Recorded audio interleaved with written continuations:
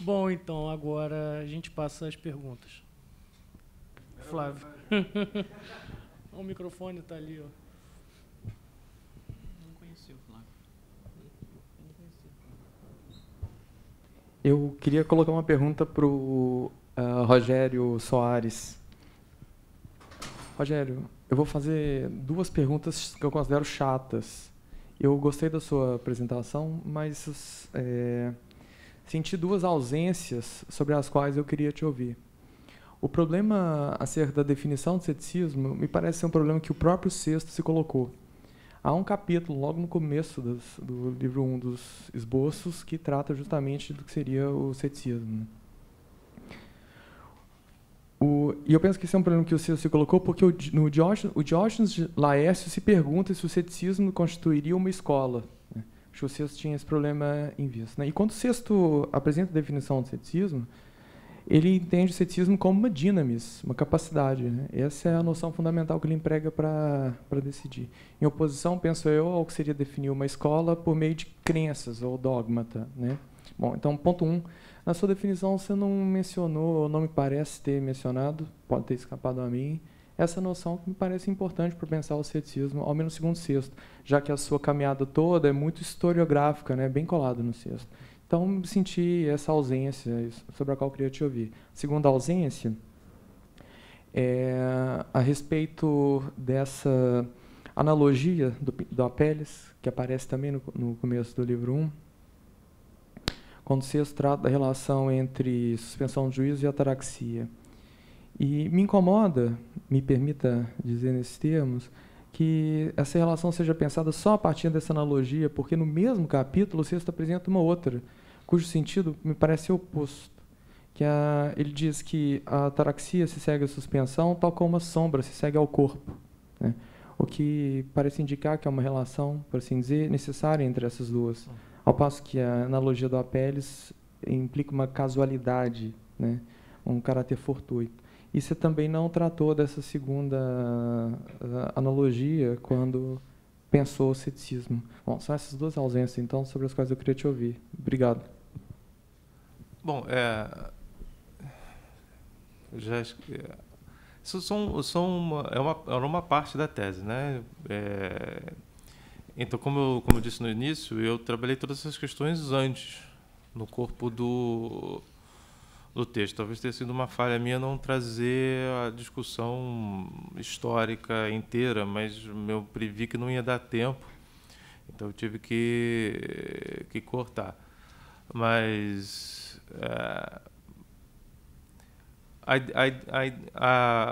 a questão do exemplo do Apelles eu coloquei mais para falar da problemática de se pensar o arsenal cético como conducente necessariamente ao ceticismo, ou à ataraxia. Esse, para mim, é o problema central, porque isso configuraria, para mim, numa tentativa de erigir uma teoria epistemológica, ou uma teoria epistêmica pela qual... para toda a tese há uma tese, toda tese T tem uma tese não T, tal que pela equipolência eu chego à suspensão do juízo e pela suspensão do juízo à ataraxia. Se você tem uma suspensão do juízo, necessariamente você tem a ataraxia, ok.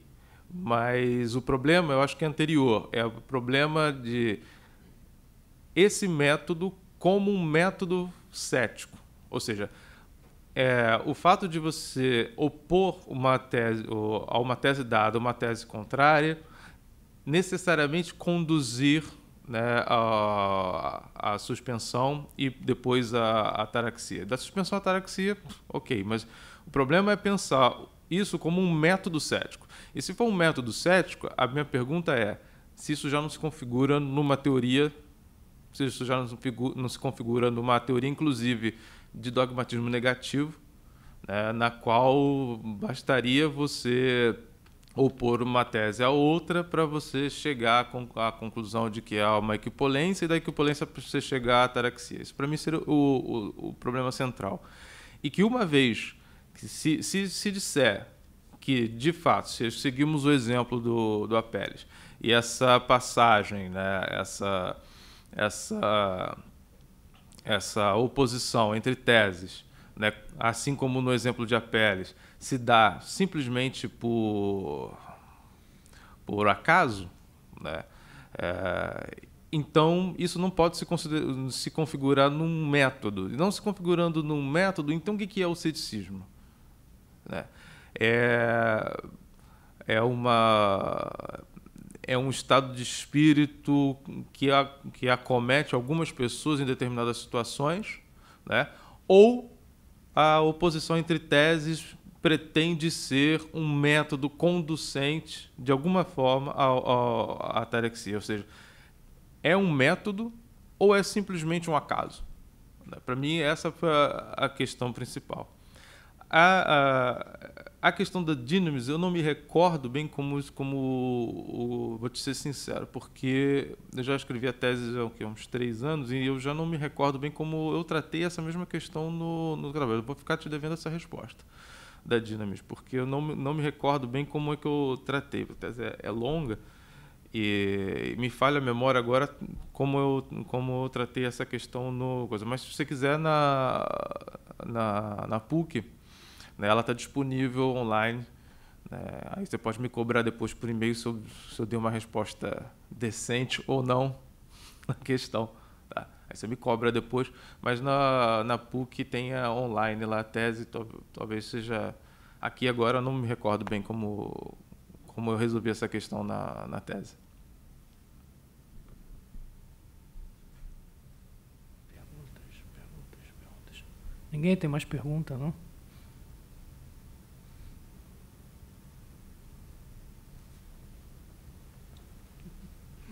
Eu tenho uma pergunta. Oi? Faz tu. Então vou fazer um monte de perguntas. Vou começar a inventar aqui algumas perguntas para fazer. Eu tenho pergunta para o Rogério sobre isso. Eu entendi a sua resposta ao Flávio.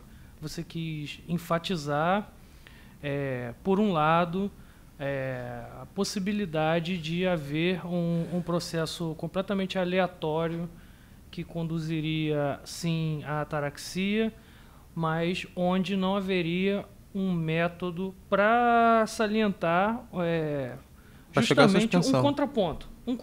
Então, a questão é, há um método ou não é um método? Se for um método, é uma teoria epistemológica, sim, acerca da impossibilidade do conhecimento. Se for uma teoria epistemológica, é um problema porque é uma teoria epistemológica, e segundo, porque é um problema porque seria uma teoria epistemológica negativa. Sim. Agora, uma coisa que é preciso salientar é que não necessariamente são mutuamente excludentes. Ou seja, o sujeito, no âmbito da sua própria vida, ele poderia, em uma circunstância, empregar um método positivo nesse sentido e poderia também chegar ao mesmo resultado por acaso. Contudo, sim, me parece um problema se for um método positivo. Mas, para isso, você não acha que haveria uma resposta adequada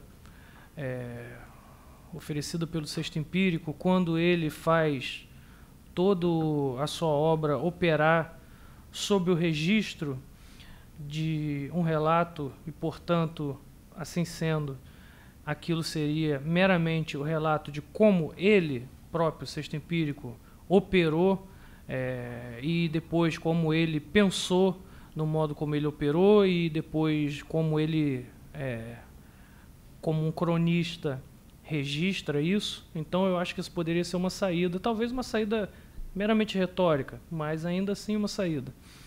A outra questão é a seguinte: o método ali não é um método cético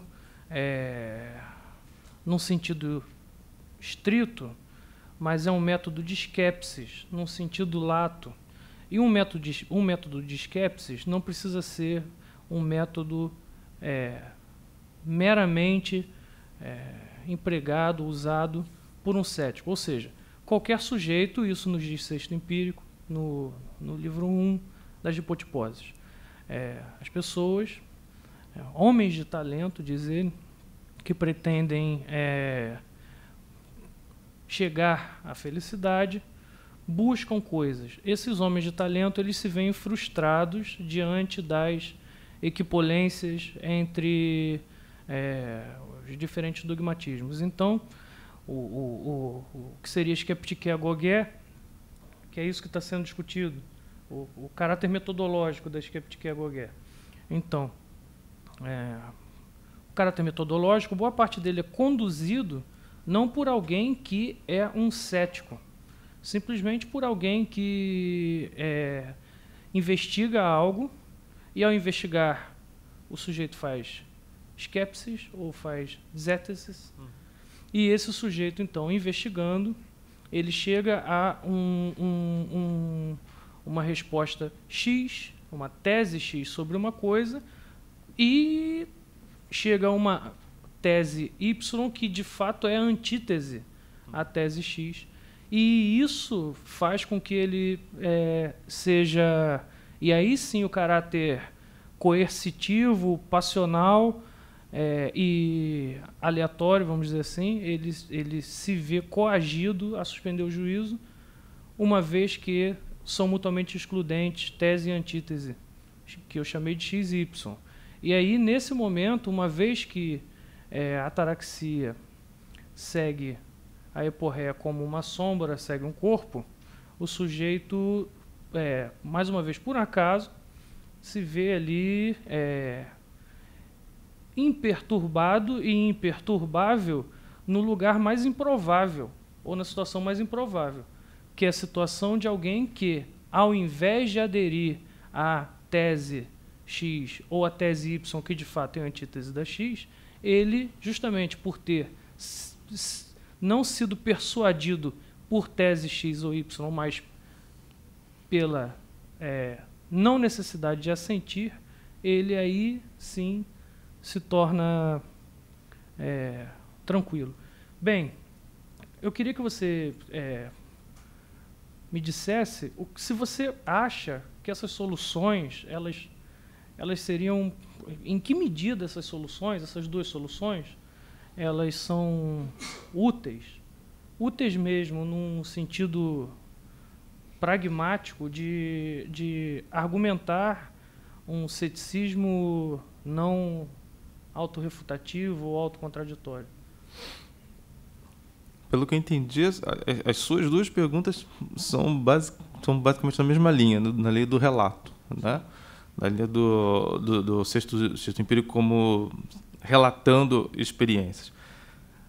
Para mim, isso cai no que eu disse sobre o caráter inócuo do ceticismo. Vai virar me parece um conselho, digamos assim, se você pegar tudo isso e falar em termos de um relato pessoal do que me aconteceu. Sexto falando, me aconteceu assim. Então eu relato a minha experiência porque talvez essa experiência possa ser repetida por outras pessoas, as pessoas possam se identificar com essa experiência, ou possam passar pela mesma experiência. Até aí eu não vejo nenhum problema, né? Eu acho que é uma resposta possível, na medida em que você diz que, ok, é a minha experiência e talvez, quem sabe, aí na sua experiência você não possa repetir, ter aquela coincidência feliz do Apelles e você repetir. Agora, o problema é que me parece que isso... Me parecem duas coisas. Primeiro, que se isso for levado a cabo, de fato o ceticismo é inócuo. É um conselho de prudência filosófica inócua. Qualquer coisa que você poderia... você não precisaria ser cético para ter essa atitude, por exemplo. E segundo, eu acho que o ceticismo é mais do que isso, embora ele não queira dizer.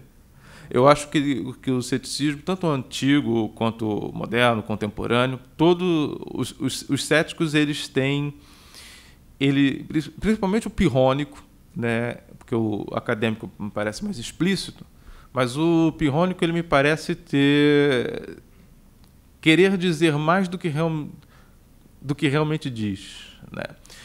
Eu acho que todo cético, no fundo, ele tem a pretensão de que o conhecimento não é possível. Mas como ele sabe, que essa é uma posição autocontraditória, ele refreia essa afirmação e tenta criar uma série de recursos, como você mesmo colocou, talvez retóricos, para tentar encobrir para não formular a tese da impossibilidade do conhecimento de forma clara. Então ele faz uma série de... Isso é fácil de ver na forma como os céticos argumentam. Você está usando as leis da lógica. Não, mas eu estou só aceitando as leis da lógica, porque você também aceita e não sei o quê. Então, toda vez... É mais ou menos como se você vai lutar boxe com alguém que não sobe no ringue. Você vai estar batendo no ar e a pessoa vai estar do lado de fora, o cético do lado de fora do ringue, olhando para você, olha, eu não estou na briga. Né? Me parece que a atitude do cético ela tem essa contradição interna que ela tenta ser camuflada o máximo possível, mas que não é possível camuflar, porque na medida em que o Sexto coloca aqui, tá bom, ok, tem esses tropos aqui e que geralmente conduzem à suspensão do juízo. Isso para mim já é algo positivo, né? Já está se afirmando algo positivo sobre algo na seara da epistemologia, algo positivo sobre a possibilidade do conhecimento. No caso, uma negação subrepetícia da possibilidade do conhecimento. É por isso que na minha tese eu defendi que o ceticismo tem dois caminhos. Ou ele é inócuo ou ele é autocontraditório. É inócuo quando se resume a um conjunto de conselhos de prudência filosófica bastante banais, filosoficamente. Ou quando tenta dizer algo positivo, né? Por exemplo, a negação da possibilidade do conhecimento, quando ele se assume, né? É o cético que não ousa dizer seu nome, né? Quando ele ousa dizer seu nome, ele cai em autocontradição. Então, me parece que são a Scylla e Caríbide do ceticismo. Não vejo como sair disso. Então, todas as respostas... Eu não teria nenhum problema com alguém que chegasse, com um cético que dissesse isso. Olha, a minha experiência foi essa. Mas até aí, poderia ser a experiência de qualquer pessoa que não precisa se identificar sequer como cético. Simplesmente tentei investigar as relações entre mente e corpo. Investiguei e não cheguei a nenhuma conclusão. Eu acho que só tem razões opostas e equipolentes, mas suspendi o juízo e fiquei numa boa por causa disso. Né? Ok. Mas isso é simplesmente um relato de uma experiência pessoal, individual, e é uma experiência que não diz nada das experiências futuras. Eu creio que isso é uma resposta possível como a descrição de uma experiência comum de uma pessoa investigando determinado problema, mas não como algo característico, por exemplo, de uma escola. Entende? Mas simplesmente de um estado. É um estado de espírito. Então, nesse caso, eu poderia dizer que o ceticismo se figura como um estado de espírito. É um estado de espírito de quem chegou à equipolência, né, entre razões opostas numa dada questão, mas não se configurou numa filosofia e nem tampouco numa afirmação de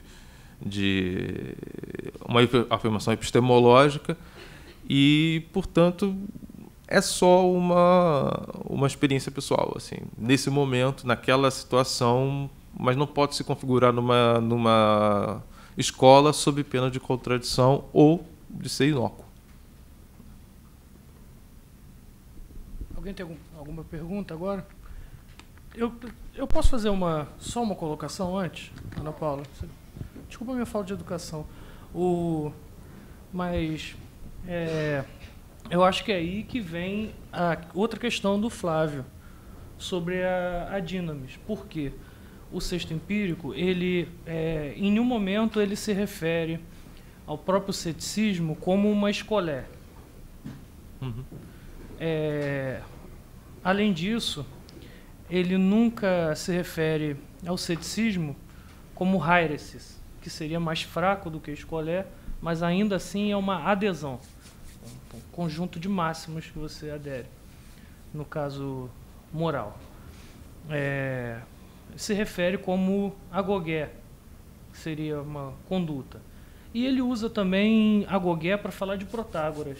Ele diz, naquele capítulo das Hipotiposes 1, no finzinho das Hipotiposes 1, quando ele está comparando o ceticismo com outras filosofias, ele faz uma comparação com protagoriqué agogé. É uma conduta protagórica. Parece que era algo que existia ou um mero exercício de se pensar o que seria uma conduta de acordo com aquilo que Protágoras dizia. Mas o mais representativo talvez seja a questão da dinamis, que é uma capacidade mesmo, uma habilidade. E isso é um pouco desconcertante, eu acho, porque talvez ele seja tão inócuo quanto é de fato despretensioso. Não sei. Sim, eu entendo, mas não me parece que isso resolva a questão. Assim, pelo menos aqui nesse momento, não me parece que, dentro de mais cético, nesse momento não me parece que resolva a questão. Me parece... Porque a minha impressão, e é claro que eu estou dizendo algo para além do que está escrito, né? Claro, eu estou tentando pensar também, estou tentando colocar as intenções do que me parece, quais eram as intenções do sexto, né? Depois de uma frequentação assídua do texto, por causa da tese, a impressão que me fica realmente é que há uma tese que não ousa dizer seu nome e que ela tenta ser disfarçada de várias formas. Um dogmatismo negativo. É um dogmatismo implícito e que ele não quer dizer seu nome e que simplesmente todas essas tentativas são tentativas de não dizer exatamente aquilo que ele gostaria de dizer. Então é uma dinamis, é uma capacidade. Mas assim, se é uma capacidade, eu adquiri. É algo que você adquire. É um método, né? Ainda que não seja um método no sentido forte, né? Para mim, ou vai ser a expressão de uma... Voltamos para a mesma questão. Assim, ou vai ser a expressão de um acontecimento mental na vida de alguém que buscou entender. Eu, por exemplo, nesse momento, estou em suspensão de juízo com relação a diversas coisas. E eu não me considero um cético, né? Eu suspendo o juízo sobre a relação mente-corpo. Não sei como é que se dá isso. Tenho a menor resposta para isso, né? Já tentei, não consigo resposta para isso, por exemplo, né? Para uma série de outras questões filosóficas, eu também não tenho respostas, mas isso faz com que eu me torne um cético, né? Saber chegar a um impasse, uma equipolência entre razões que você não consegue resolver, pode dizer sim de uma experiência psicológica. Aí o ceticismo, como eu disse, apareceria como uma experiência psicológica, uma experiência possível na vida filosófica, que eu não teria nada a dizer sobre isso, a não ser que de fato, é possível. Isso acontece comigo agora, nesse momento, sobre uma série de outras questões. Mas eu não acho que o ceticismo seja só isso. Eu não acho que a pretensão seja só essa, embora ela seja disfarçada por uma série de argumentos, como você mesmo colocou, talvez retóricos, e que não querem dizer exatamente aquilo que gostariam de dizer. Não sei se eu posso estar enganado, claro, Mas eu não vejo muita saída para o ceticismo a não ser ou é o caráter inócuo mesmo, despretensioso. Aí, no caso, não se configura sequer como uma escola filosófica, mas é só é o relato, por exemplo, do sexto empírico, o relato de cada cético, né, de cada um daqueles homens que não conseguiu chegar a uma resposta por causa da equipolência das razões opostas, né, e que não pode se constituir numa teoria epistemológica, né. Eu não vejo muito como sair disso, né. Não vejo saída para o ceticismo, né. Nesse sentido, eu acho que não há como escapar da Sila e do Caribe, assim. Não vejo como o cético pode escapar sendo coerente. Não. Nesse sentido, eu sou muito mais simpático aos céticos acadêmicos, né? Porque pelo menos botam as cartas na mesa. Assim, essas são as minhas cartas, né? Esses são os meus argumentos. É contraditório, não é contraditório, eu posso encontrar pelo menos probabilidades aqui. Ok. Parece-me mais passível de se configurar numa escola filosófica, por exemplo, do que o ceticismo, né? O pirronismo, né, no caso. Ana Paula. Eu ia falar também com o Rogério, mas acho que eu ia só lembrar da questão da filosofia como terapia, né, para um meio de chegar à felicidade. Quer dizer, não sei se quando você diz que é inócuo, né, talvez assim não te dê a felicidade, mas talvez tenha sido um propósito, né, de chegar a essa ataraxia, essa felicidade, né, essa tranquilidade da alma, não sei. Então acho que seria mais essa terapia mesmo, né, como um modo de vida, até uma forma de vida, né, que o Lessa estava falando de manhã, né? Não sei. O problema com a terapia é que você pretende que ela dê certo, né? Isso aí é o problema de toda terapia.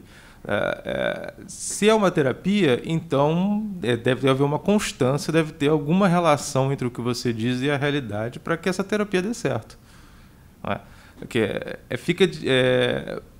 Uma terapia que deu certo aqui e de vez em quando dá certo, pode se afigurar simplesmente numa mera coincidência. Quer dizer, eu acho que há uma diferença entre terapia, e eu estou, claro, extrapolando o sentido de terapia, né, aqui, mas há uma diferença entre um fato, o fato de ter acontecido cisto, de ter chegado à ataraxia dessa maneira, é diferente de afirmar que isso pode se constituir num método terapêutico, por exemplo, numa terapia, né? Eu acho que são coisas diferentes. Eu acho que se afirma muito mais quando se diz que isso pode ser um método terapêutico, uma terapia, um modo de vida, do que quando se afirma simplesmente que aconteceu isso a sexto. Eu acho que são duas coisas. Para mim, me parece problemático também. Parece subrepticialmente, de novo, pretender um caminho, um método conducente a um determinado objetivo.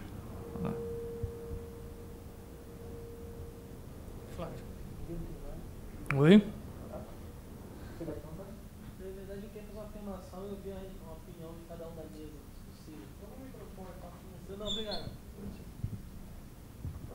Se eu lhe perguntasse se o cético é um conservador, eu fizesse uma afirmação, o cético é um afirmador, o que cada um dos senhores teria a dizer sobre isso?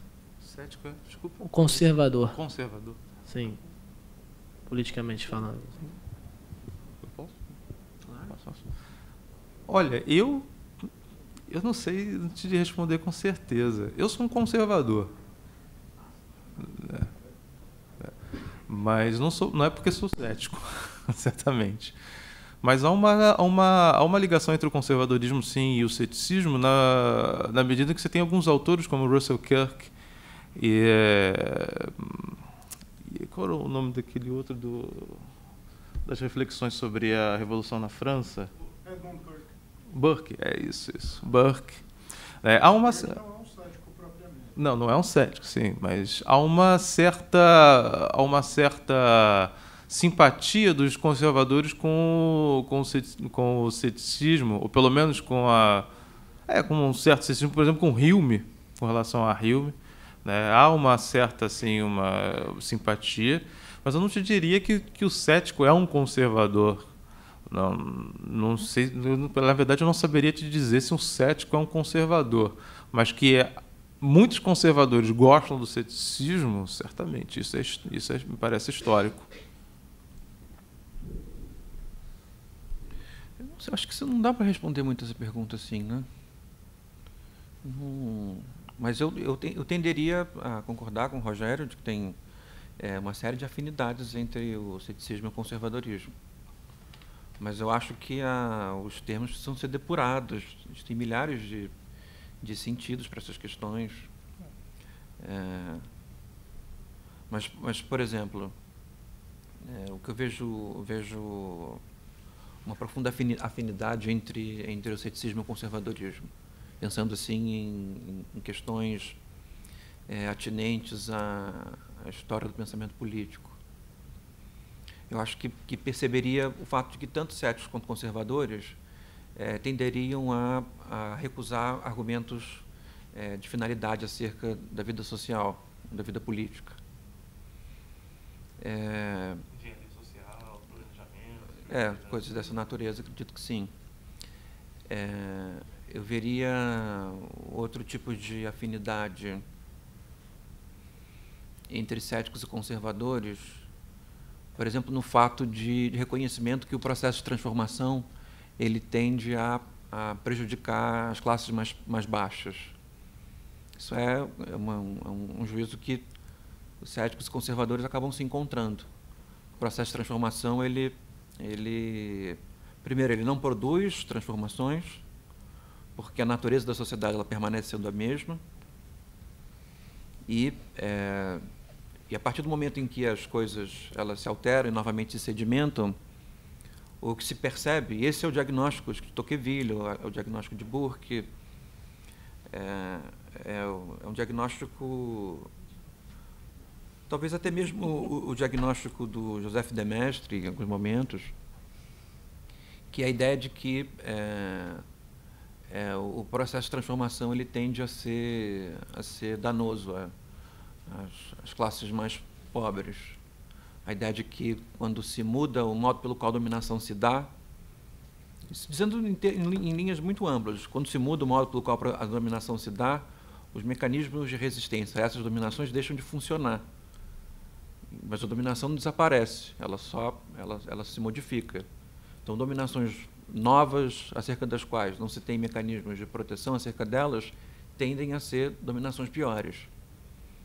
Então, não sei se você percebe, porque o termo conservador ele pode ser utilizado em uma série de âmbitos diferentes e com concepções muito distintas.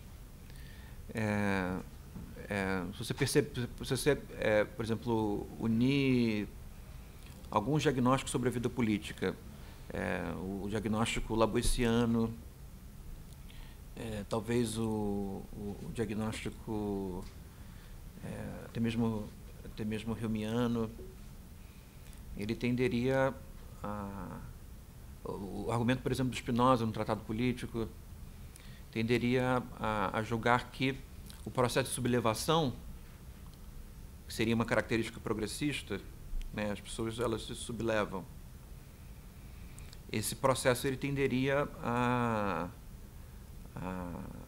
de maneira, não é a expressão que se usa, mas de uma maneira um pouco histérica, ele tende a aprofundar as causas e os modos pelos quais o processo de dominação se dá.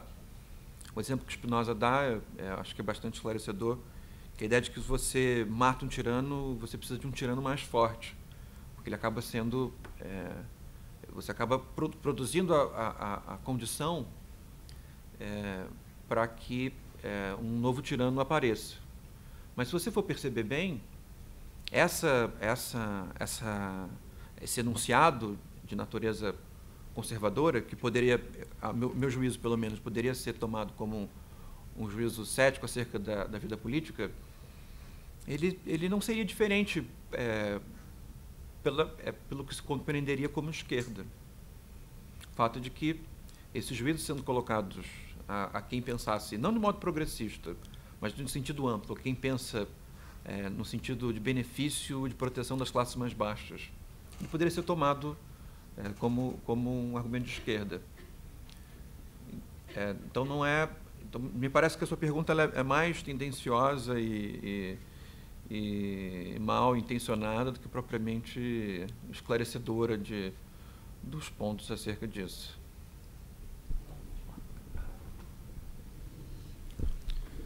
Eu não tenho muita coisa a acrescentar. Em linhas gerais, eu concordo tanto com o Rogério quanto com o César, mas eu queria acrescentar o seguinte.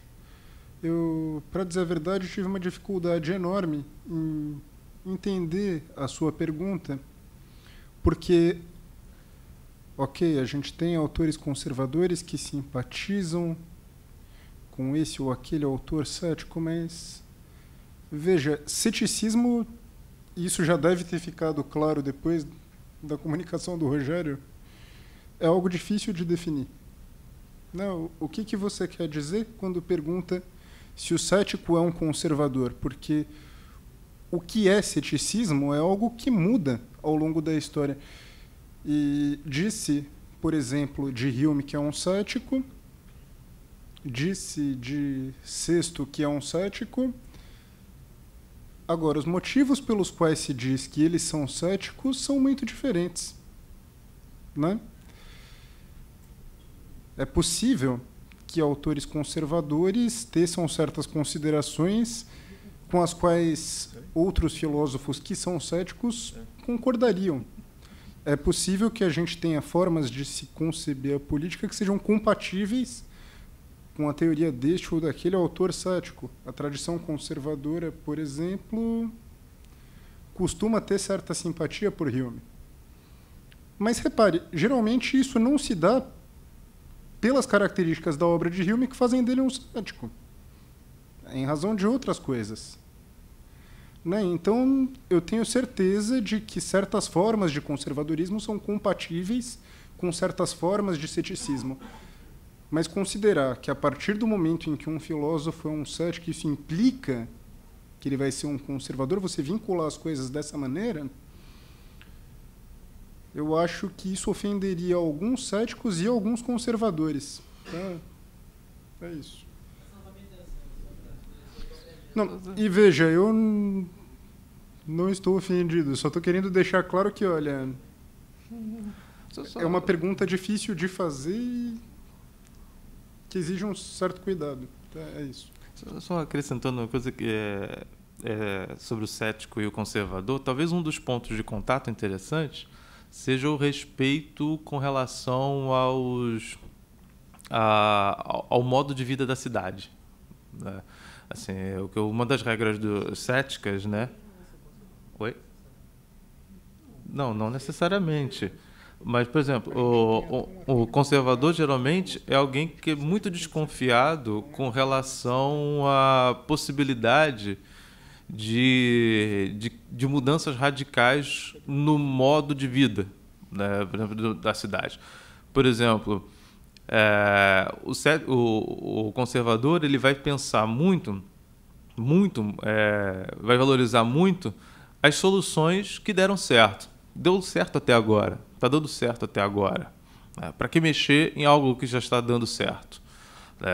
Em nome de algo, de uma às vezes de aspirações baseadas em abstrações mentais, né? Por exemplo, a oposição entre um conservador e um revolucionário seria basicamente que o revolucionário quer refundar a sociedade a partir do nada, né? Derrubar tudo e refundar a partir de um plano mental, de uma ideia mental sobre como deve ser a sociedade, por exemplo.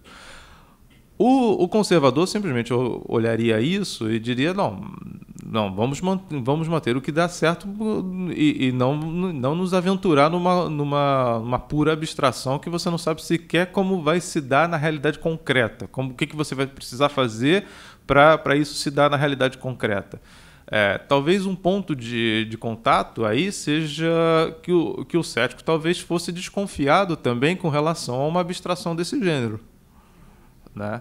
Do tipo, olha, é uma abstração tão grande, é uma ideia tão grande, assim, que é melhor ater-se ao que dá certo, ao que já se provou com sucesso, algo que já se provou bom. Né? Se está dando certo, mantenhamos o que está dando certo. Talvez nesse sentido haja uma aproximação, e talvez seja esse um dos pontos nos quais os conservadores se sentem à vontade com um certo ceticismo. Né? Porque, de certa forma, o conservador tem um quê de cético, assim, mas tem um quê de cético com relação a coisas talvez mais determinadas do que o cético. Agora, eu também não sei, eu não saberia te responder, por exemplo, como um cético se comportaria no meio de uma revolução, por exemplo. Depende do cético, depende da revolução, o que não é dizer muito, né? Eu não sei como é que ele se... Por exemplo, como um cético se comportaria na Alemanha nazista.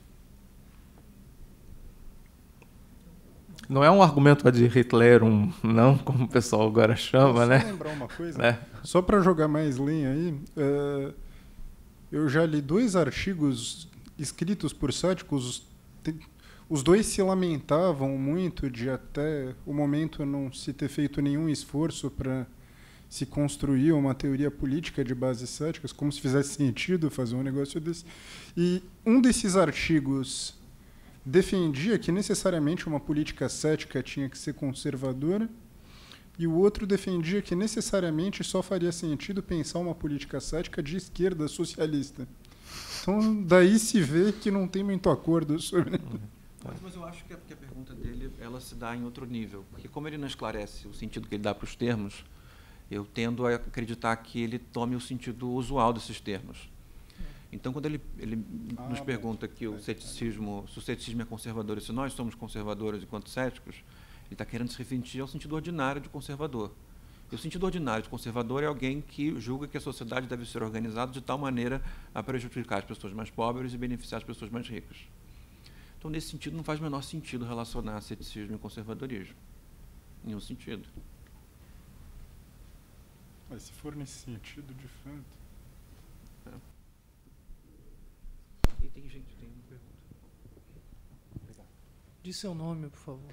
Richard, saindo um pouco do registro acusatório, gostaria de me dirigir ao professor César, né, e voltar um pouco à reflexão que ele fez acerca dos ready-mades, né, e, particularmente, sobre o que ele apontou, o termo é meu, né, mas eu acho que é mais ou menos a ideia dele, um certo potencial disruptivo, né, desses objetos artísticos. Né. Disruptivo no momento, a partir do fato em que o ready-made, de certa maneira, faz ruir, né, instituições delicadíssimas, tais como território e fronteira. Né.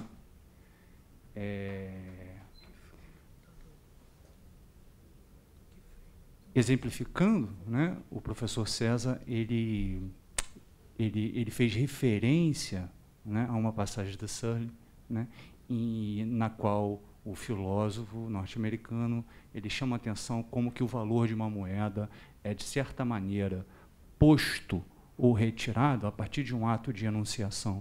Né? Isto tem um valor, isto é uma moeda, né? Ou a partir do momento que o Banco Central emite uma nota e diz que isto já não é mais uma moeda, que é aquele papel que você tem em casa debaixo do colchão, aquilo deixa de ter um valor monetário. Né? E o ready-made, de certa maneira, estaria jogando, né, com essa força locutória, né, desses objetos. Né? Mas aí eu questiono, né, uma fala sua, né, em que em determinado momento o senhor coloca o seguinte, né, em que a partir de determinado momento nós podemos, né, declarar qualquer coisa como sendo um objeto artístico. Né. E a questão, o que eu acho problemático, não tem a ver com esse qualquer coisa, mas tem a ver justamente com o nós, ou seja, tem a ver com a autoridade daquele que pode, de fato, declarar, cumprindo as condições de felicidade, né, declarar de uma maneira eficaz que aquela coisa é, de fato, um objeto artístico, que aquela coisa está sendo retirada do mundo cotidiano, né, está sendo levada para o campo artístico. Né? E, de certa maneira, né, ou seja, eu posso quebrar 500 garrafas de champanhe em um navio e eu, de maneira alguma, eu vou estar batizando esse navio se eu não for a rainha da Inglaterra. Né?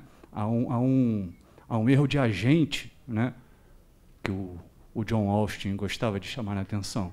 Né? É preciso que haja uma certa autoridade por parte daquela pessoa que está tentando instituir, tentando atribuir um determinado valor a um certo ato, a um certo objeto, seja lá o que for. Né? E nos Ready-Mades, se eu bem me lembro, eu não conheço bem a obra do Duchamp, mas na fonte, se eu me lembro bem, ele não assina, ele assina com um falso nome. Né? Ele assina com um falso nome, parece que ele está justamente brincando, ou então ele está elevando ao cubo a problematização da própria questão da autoridade. Né? Então, o que eu coloco é o seguinte, né? Já previsto ali, né, naquela coisa pronta que o Duchamp está colocando ali, né, com autoridade, né? Mas essa própria questão da autoridade, né, já não seria um elemento de inércia do campo, de modo a neutralizar esse potencial disruptivo dos Ready-Mades?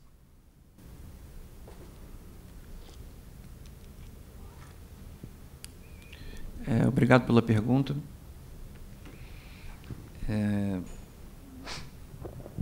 Eu tenderia a fazer uma distinção entre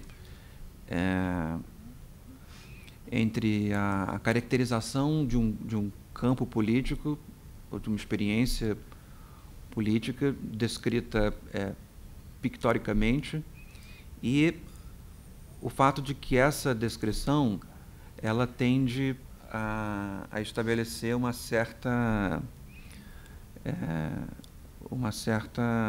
digamos assim, neutralidade dos pontos de enunciação. O que eu queria dizer com isso é de que nós podemos caracterizar o contemporâneo em termos claramente pictóricos, mas isso não quer dizer, e o fato de que a declaração do contemporâneo como um campo claramente pictórico não quer dizer horizontalidade entre os enunciadores. Acho que, pelo menos do ponto de vista lógico, isso é bastante claro, que instala uma clara horizontalidade, ou seja, as pessoas que exercem o poder ou que têm o poder, ainda que elas possam, por um certo resíduo metafísico, terem a sua substância em sensação alterada, o fato é de que, do ponto de vista ontológico, as pessoas se equivalem. Os homens não são diferentes. Mas isso não quer dizer que uma sociedade descrita nesses termos ela não tenha formas de dominação, não tenha formas de hierarquização, não tenha formas de circunstancialidade. E eu acho que o que você aponta é de que, se essa maneira de descrever o contemporâneo faz sentido, se faz sentido descrever as coisas como enfatizando o fato de que existe um tempo cujas características predominantes são passíveis de serem chamados de contemporânea, a partir dos elementos que eu falei um pouco mais cedo, isso não quer dizer que tanto os elementos horizontalizadores quanto os elementos de dinâmica de dominação não estejam presentes. Então, o fato é de que o Ready-Made ele abre uma nova possibilidade. Na verdade, ele não me parece que ele abra. Nesse sentido, por isso eu prefiro produzir essa narrativa mais a partir do Duchamp que do Andy Warhol. Porque, quando você produz essa narrativa a partir do Duchamp, os vínculos modernos com o contemporâneo são muito claros, muito evidentes. Então, por exemplo, você cita a ironia do Duchamp assinar com outro nome. Essa ironia é uma piada que não faz sentido dentro do universo contemporâneo, mas faz muito sentido dentre as ironias modernas. A própria ironia do urinol, ela faz muito pouco sentido do ponto de vista contemporâneo, mas ela é uma piada pronta do ponto de vista moderno. A ideia de trazer um objeto sujo, relacionado a excrementos para dentro da galeria, isso não faz sentido como uma piada contemporânea, mas faz muito sentido como uma piada moderna. Então, isso não quer dizer que os processos de dominação e de restrição política, eles não se deem. Então, eu acho que o ponto inicial é de que essa narrativa ela poderia nos permitir um anacronismo inicial, que seria a ideia de que nós podemos ir, em outros momentos históricos, descrevê-los nesses termos, do modo pelo qual os objetos são fabricados pictoricamente, e, quando nós assim fazemos, nós estamos explicando qualquer sociedade. Ainda que as sociedades tenham narrativas sobre si que saiam disso, o fato é de que isso não importa. Importa de que, de fato, o que estava acontecendo era homens lidando com objetos e dotando esses objetos de significação, e esses objetos, em última instância, são formas dotadas de cores. Então, esse anacronismo, eu acho que o contemporâneo ele padece bastante dele, o que faz com que haja até a possibilidade do julgamento anacrônico. Existe um vínculo muito grande entre a arte contemporânea e o fenômeno político. Isso quer dizer que, mesmo nas declarações do Warhol, como nas declarações de Duchamp, existe um componente de interpelação política. E isso faz com que a arte contemporânea, que é uma arte que se recrudesce na segunda metade do século XX, ela assuma um sem número de questões políticas, que vão desde do Holocausto até questões muito ordinárias, muito pequenas até. Se você vê a temática da atual Bienal de São Paulo, toda a temática é uma temática de socialização, de temática política, de interpelação desse tipo de coisa. Então, me parece que uma característica forte do contemporâneo é justamente a proliferação das representações. Então, o moderno ele tem narrativas progressistas. Essas narrativas progressistas elas tendem a suprimir campos minoritários, tendem a fazer com que populações desapareçam, e o desaparecimento dessas populações tende a não deixar registros. De tal maneira que a historiografia acaba sendo sempre muito... A historiografia de povos suprimidos é sempre uma historiografia muito frágil. O fato de que o negacionismo é um fenômeno moderno não é à toa, é porque é um duplo. A fraqueza historiográfica vem diretamente ligada ao negacionismo. Então, até mesmo os negacionismos quase insuportáveis, como os negacionismos relacionados à Segunda Guerra. Então, me parece que parte desse anacronismo ele é muito positivo, porque me parece que os elementos judicantes da arte contemporânea eles podem ir em tempos cuja narrativa predominante não se dá em termos contemporâneos e julgar esses outros tempos justamente pela cassação às representações que esses tempos produziram. Ainda que essa não seja a narrativa que esses tempos façam sobre si. Ou seja, o contemporâneo permite que nós julguemos outros tempos dos nossos próprios termos, partindo do fato que os nossos próprios termos, uma vez que eles não ouvidam as representações, eles possuem uma autoridade moral para assim fazê-lo. Mas isso não quer dizer que esse próprio tempo, que o contemporâneo, não instaure as suas próprias formas de dominação. E me parece que uma diferença clara entre as dominações contemporâneas e as outras formas de dominação é que as dominações contemporâneas, elas, de certa maneira, pressupõem a produção das representações dos povos ou dos grupamentos que serão suprimidos. Então, eles podem existe até mesmo a admissibilidade lógica, do ponto de vista político, do desaparecimento, mas não existe a possibilidade lógica, pelo menos a meu juízo, do esquecimento. Esses grupos não podem ser completamente esquecidos. E aí a arte contemporânea ela no sentido de que ela é claramente política, ela produz até mesmo representações cujas características culturais não permitiram que alguns grupos produzam. Então, dizimação de populações pobres em países de terceiro mundo, dizimação de populações indígenas em territórios relacionados a crescimento industrial, a progresso relacionado à produção de hidrelétricas. A arte contemporânea produz a representação desses grupos. Então, me parece que essa é uma afinidade forte entre o ceticismo e o ambiente contemporâneo.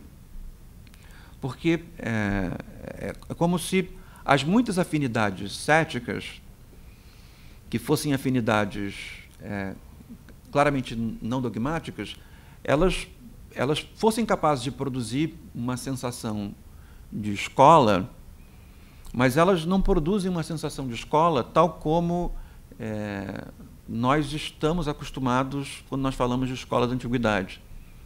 Então, nesse sentido, não haveria claramente uma escola cética em termos antigos. Os céticos, eles produzem uma afinidade entre si muito mais como pertencentes a uma escola, uma escola de representação. Os céticos são aqueles que não assumem uma narrativa única sobre os eventos.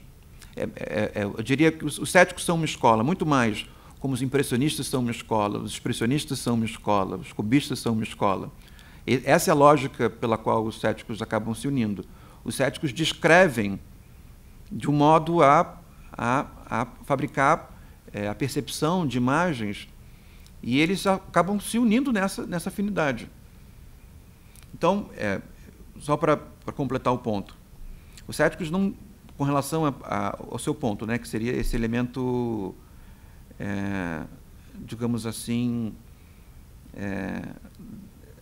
negativo da autoridade, da autoridade circunstancial, daquele que declara, daquele que tem o poder de fazer e de determinar as coisas.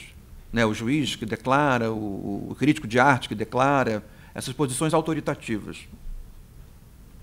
Então, esse, claro que é um problema. Mas o grande problema do ato declarador, dessa proposição declaratória, é o fato de que, pelo menos do ponto de vista dos desafios que a contemporaneidade enfrenta, é de que essa declaração ela consiga suprimir coisas do mundo. Então, no momento em que o juiz declara tal sentença, o sentenciado desapareça. No momento em que o crítico de arte ele declara o belo, todos os outros fenômenos desaparecem. Então, é o que sempre se diz, de maneira um pouco saudosista, quantos movimentos artísticos nós simplesmente não sabemos porque não tiveram recepção da crítica e coisas desse tipo. Essa é claramente uma característica moderna. Eles simplesmente não foram arte, historicamente. Agora, do ponto de vista, da mesma maneira que essas populações, do ponto de vista moderno, nem pessoas foram, pelo menos do ponto de vista declaratório, de que elas podiam ser suprimidas, como quem suprime alguma coisa no papel, nem populações no sentido forte elas foram. Então, isso, no caso dessa lógica contemporânea, me parece que se torna impedido. Então, me parece que os céticos, se os céticos são uma escola, e essa escola se dá em termos das afinidades pictóricas que os céticos desenvolveram, é claro que, com relação à antiguidade, isso se torna um pouco pueril, porque a antiguidade ela lida pictoricamente só com figuras. É uma sensibilidade um pouco bruta. Né? Até mesmo, talvez, se os atomistas fossem produzir representação das coisas que viam, talvez a sensibilidade se tornasse um pouco mais abstrata. Mas o fato de que, dentro das narrativas do sexto empírico, ele só se preocupa com temas de natureza figurativa. Ou seja, existe se eu fosse utilizar essa lógica pictórica de sexto empírico para tratar de problemas contemporâneos, o fato de que sexto empírico, no máximo, perceberia a subtração de pessoas, animais, no máximo, mas jamais perceberia a subtração de valores, a subtração de práticas culturais menores, não perceberia elementos de natureza intensamente imaterial, como nós percebemos. Então, me parece que o que o sexto empírico faz é inventar uma lógica descritiva, a partir da qual nós, suspendendo o juízo, descrevemos o modo pelo qual as figuras se fixam.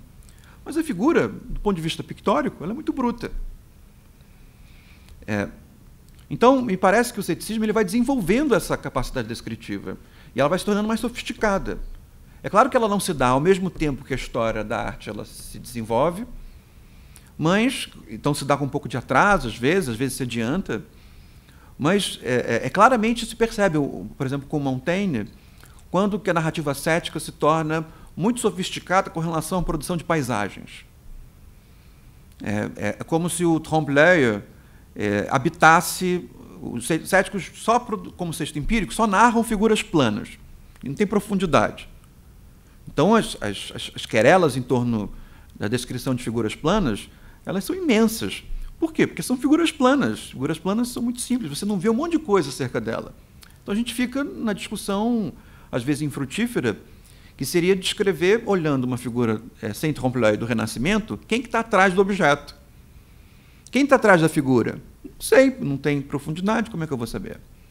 Então, no caso do Montaigne, se vê claramente o desenvolvimento pictórico de uma sensibilidade paisagista dentro do ceticismo.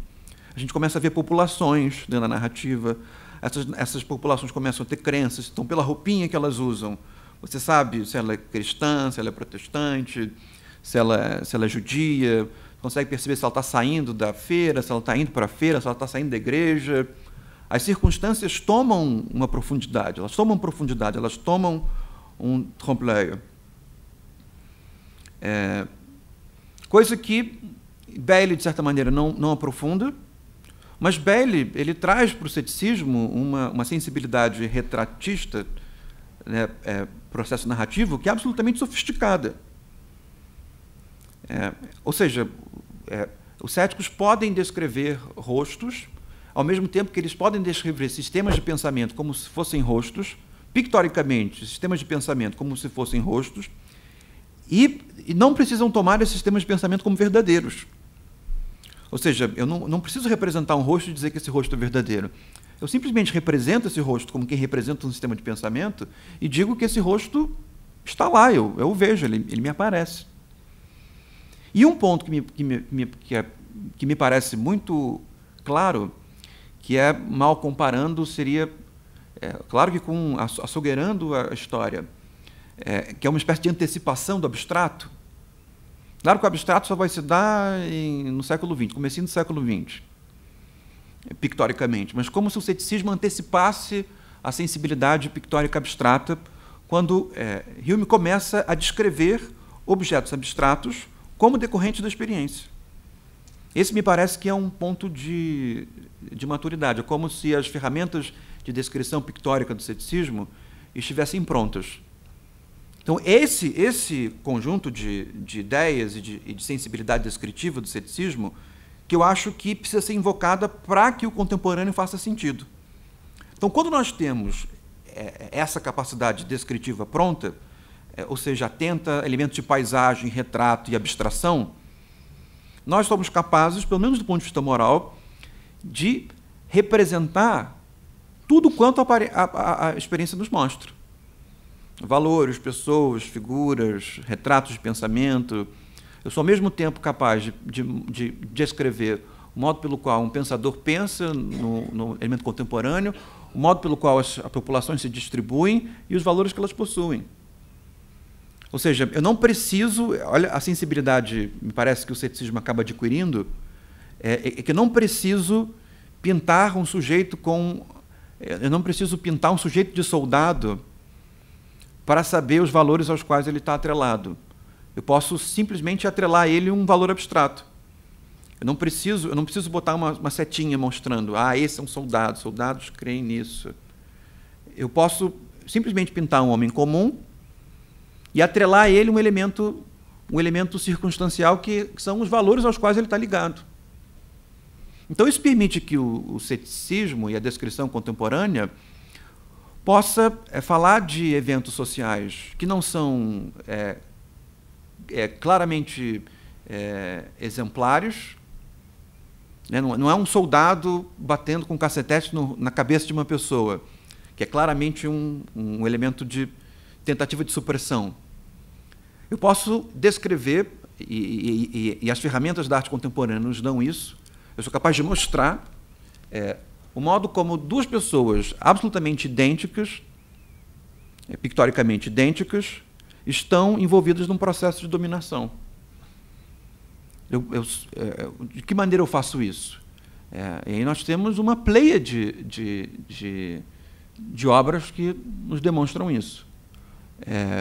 Pessoas absolutamente idênticas, numa mesma circunstância, e o processo de dominação, que não seria passível de ser visto em termos modernos, ele seria apagado pelo processo da finalidade, e agora pode claramente ser visto.